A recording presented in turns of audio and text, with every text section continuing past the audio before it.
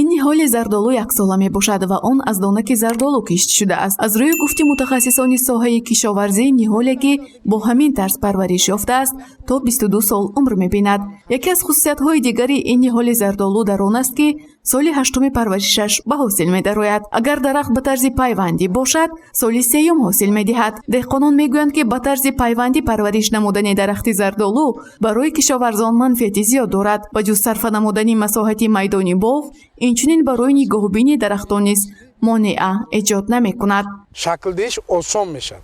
Сони бар зидди касалиҳо пурра ҳамин шох ба пурра мерасад. Мана ин дарахтҳои калонро бинед, ин ба қариб ки 5 метр 6 метр вай дар кор, напор дар кор ки барои вай дорӯи задан. Инҷа ва пурра дорӯ мезанед, хуб ягон бағалаи касалиҳо ҳамаш мемуранд, ҳашаротҳоям мемуранд. Ин афзалиш. Сеюм афзалияташ ҳамин ки рост истода ҳамин ҷоятон чинда, босифат чинда ва як ҷой мебаред. Ин афзалияти сеюм аст. Чорумаш ҳамин хел ки бар зидди касалиҳо ҳашаротҳо истифода бурдани заҳардоруҳо расходаш кам мешад.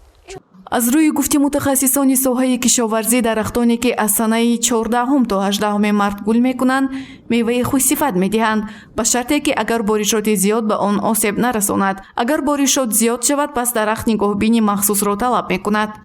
ҳамин борон нашавад, мо ҳосиле гирифта намумкин. Чунки бордоршавиш нағз мешавад. Ҳозир шароити мо нағз бордоршавӣ шудааст. Лекин борон шуда монад, агар баъди борон ҳатман мо бояд ки курзат ё косайт ки коркард гузорнома дар кор аст. зардолу асосан дар минтақаҳои гарм бештар пухта мерасад, яъне гарми дӯст аст. Агар борон аз меъёр зиёд бошад, касилиҳои гуногуни дарахти зардолу хуруҷ мекунад. Аз ҷумла бемории замбӯруғӣ, осеб ёфтани барги дарахтон дар натиҷаи боришоти зиёд аст. Ин беморӣ ба ҳосили дарахтон низ таъсири манфӣ мегузорад, мева доғдор мешавад. Борон ҳамин хел чиз ки замбӯруға авҷ мегиронад. Яъне якта боронча як шохи ҳамин касалшудаги фурод агар ҳазорҳо спораҳо мебурад ва спораҳо парида шамол киди рафта ҳамин ҷои кушод шудагӣ гулба ёки ҳамин як буридаги ҷояш мешинанд, ана ҳамина дурунаш ба даромада хуш мекунанд. Ки агар дидагӣ бошад, агар ҳамин баъзи ваё гулҳо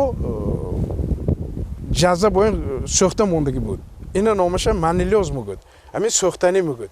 Ин ҳама хавфноктарин, чунки гулба якумаш ҳамин вақти гулба пайдо мешавад, баъд вай ҳамин нағдуҳои яксолаша хуш мекунад. Ана ҳамин баям бар зидди касалӣ мубориза бурдан мумкин аст. Асосан моеъи бардошти 1% ёки хом ёки редамалгол ҳамин бар зидди касалиҳо чӣ мегӯд, ҳамин хел бар зидди касалиҳо истифода мебурдаги препаратҳо истифода бурдан лозим аст. дар марҳилаи гулкунии дарахти зардолу обу ҳавои мусоид муҳим аст. баробари гармӣ инчунин намӣ низ лозим аст. Тоҷибой Бойматов, номзади илмҳои кишоварзӣ, меъёри муайяни онро шарҳ дод. намӣ набошадам намешавад. Бояд ки 65-70% намӣ шуданаш дар кор, ҳамин вақтанда гулкунӣ нағз мегӯяд. Бо якта шарти гулкунӣ ҳаст ки ин ҳарорати 16-18 градус бошад, намӣ 60-65% бошад, агар ҳамин вақтанда мобайни 8-12 соат бордор карда метавонанд.